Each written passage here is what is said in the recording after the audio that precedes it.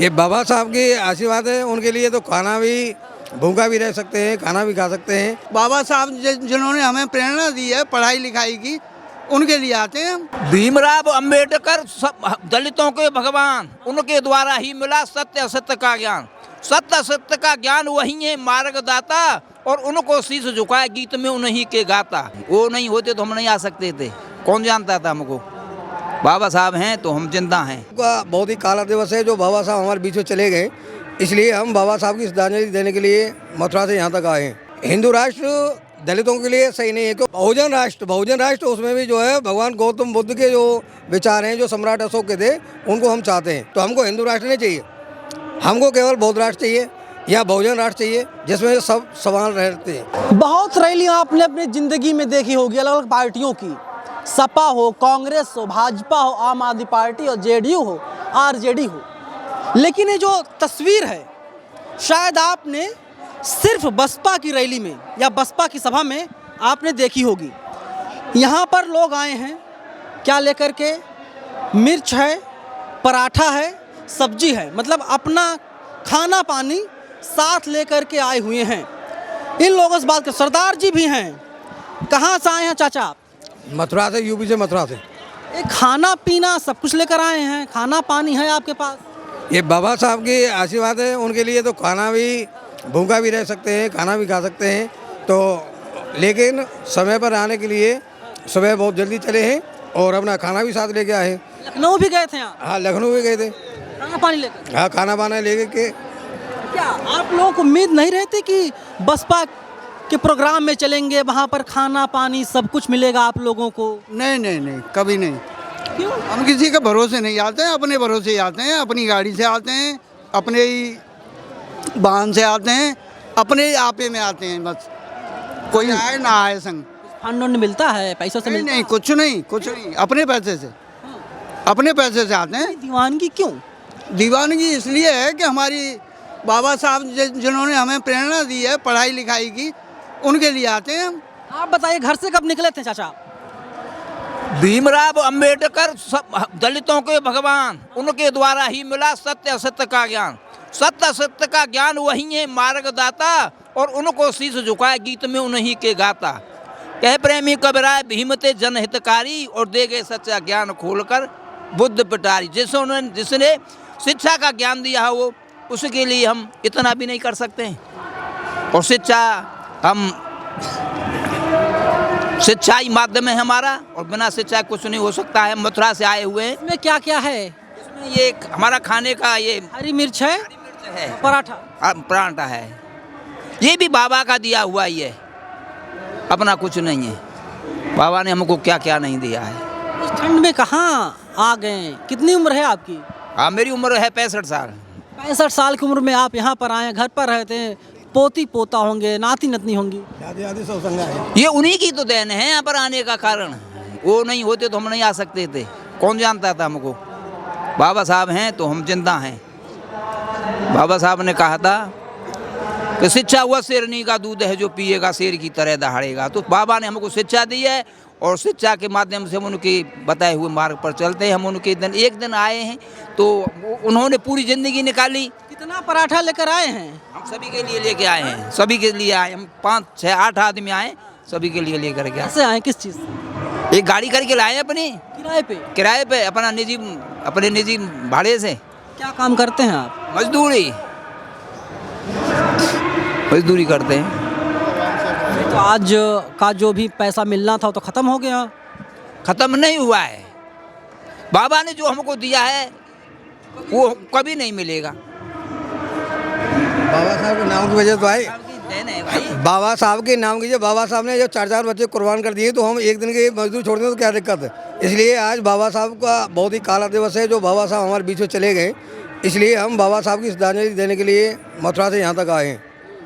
और आगे भी बाबा साहब के नाम के लिए, जब बाबा साहब ने इतना हमारे लिए समाज के लिए किया, तो हम अपने स्वयं के लिए बाबा साहब के लिए एक दिन निकालने के लिए क्या दिक्कत है। लोग एक तरफ बाबा साहब अम्बेडकर संविधान है, दूसरी तरफ हिंदू राष्ट्र की मांग की जा रही है।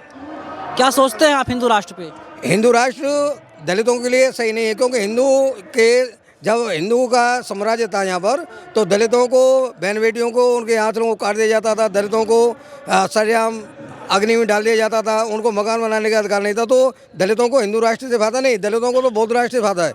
बाबा साहब का जो दिया हुआ संविधान है उसके द्वारा किया है। हिंदू राष्ट्र तो दलितों के लिए बिल्कुल ये मान लीजिए काला दिवस है। इसलिए हमको हिंदू राष्ट्र नहीं चाहिए, हमको केवल दलितों का राष्ट्र चाहिए, बौद्ध का। आप बौद्ध राष्ट्र की मांग करते हैं?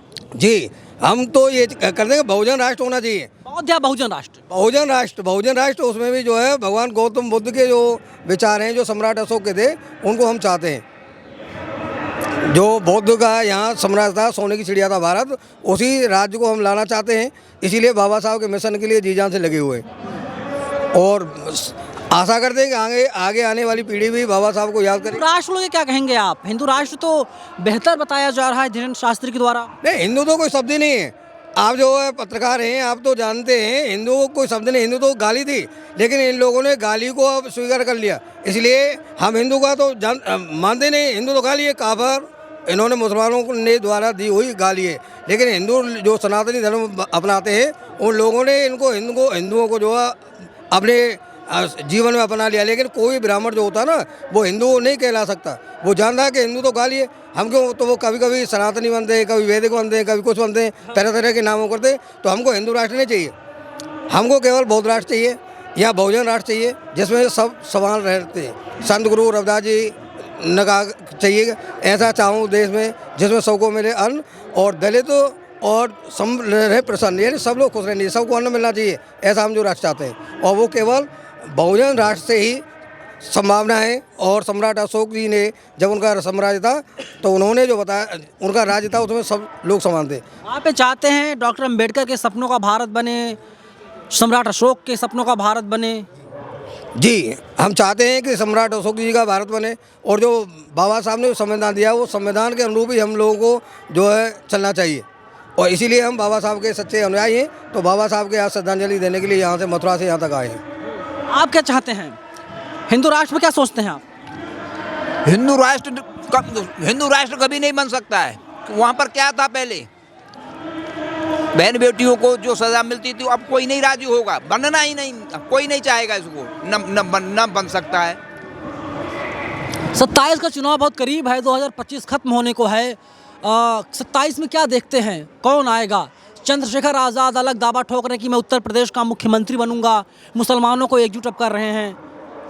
बहन जी प्रधानमंत्री बनेंगी, मुख्यमंत्री तो कोई बने या न बने, बहन जी प्रधानमंत्री बनेंगे, हमारा ये वो है सपना। तो मोदी जी का क्या होगा? मोदी जी का क्या होगा? थोड़ी भाई जब एक सीट पर एक बैठेगा, दो जब एक सीट पर बहन जी बैठेंगे तो वहाँ पर उनका क्या होगा? आप प्रणाम आप अपने आप लगाएं साहब। 2074 तक मोदी जी रहेंगे? 50 साल और अभी 50 साल उनका पता भी नहीं चलेगा। उनकी उम्र इतनी है कि भाग जाना चाहिए, तो झूठा है। मोदी जी देश के सबसे ज़्यादा झूठा प्रधानमंत्री बने हुए हैं। उन्होंने बताया था कि एक नियम बनाया था कि 75 साल के होने के बाद वो प्रधानमंत्री नहीं होंगे, लेकिन अडानी को हटा दिया और अब स्वयं आए। तो ऐसे झूठा जो है अपनी बातों में से मुकरेंगे, तो ऐसे देश का प्रधानमंत्री तो कभी बनना नहीं चाहिए। जबकि बाबा साहब या बहन जी जो कह देती हैं वो करती हैं। अब मोदी तो झोला उठा कर चला जाएगा, उसके अपनी डिग्री का पता नहीं।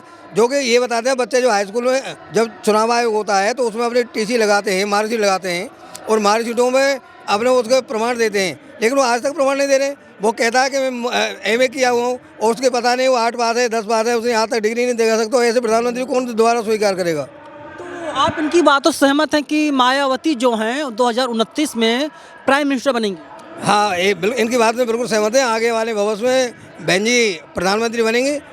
बात रही चंद्रशेखर जी की और जो दलित नेताओं की, वो सारे लोग इकट्ठा होंगे। उनको मालूम है जब हिंदू राष्ट्र के लिए बागेश्वर जैसे लोग इकट्ठे हो जा सकते हैं, तो चंद्रशेखर आज़ाद जी हैं, अठावले जी हैं, और जो भी उत्तरराज जी हैं, ये सारे लोग इकट्ठा होकर के जो बहुजन समाज पार्टी को मजबूत करेंगे आगे आने वाले में। जब हिंदू में बीजेपी में 20-25 पार्टी इकट्ठी हो सकती हैं, तो क्या दलित में बहुजन समाज पार्टी में एक जगह नहीं हो सकते? जब दलित पहल कौन करे? कोई छोटा बंडल तैयार नहीं है, कोई किसी दरवाजे पर नहीं जा रहा है, एक दूसरे टांग खिंचाई की जा रही लगातार।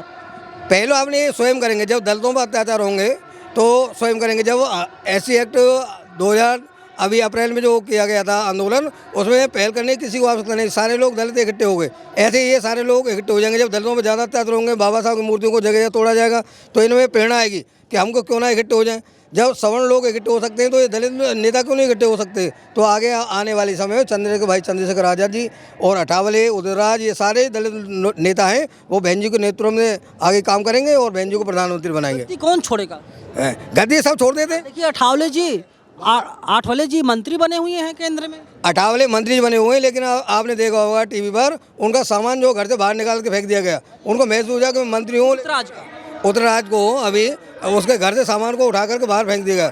उनको मालूम है कि हमको कांग्रेस में या बीजेपी में या अन्य पार्टी में कोई मान सम्मान नहीं मिलता, हमको मान सम्मान केवल अपनी पार्टी में मिलेगा। इसलिए जब लोगों पर अत्याचार होंगे तो सारे छोड़ करके बहन जी के साथ आएंगे। चलिए, बहुजन समाज से आते हैं और खुल के बोल रहे हैं कि जब हिंदू राष्ट्र भारत बनेगा तो सभी लोग एकजुट होकर के मायावती के पक्ष में रैली करेंगे, मायावती का समर्थन करेंगे, बसपा में आ जाएंगे। अब पता नहीं है संभव है असंभव है, लेकिन इन चाचा की यही राय है।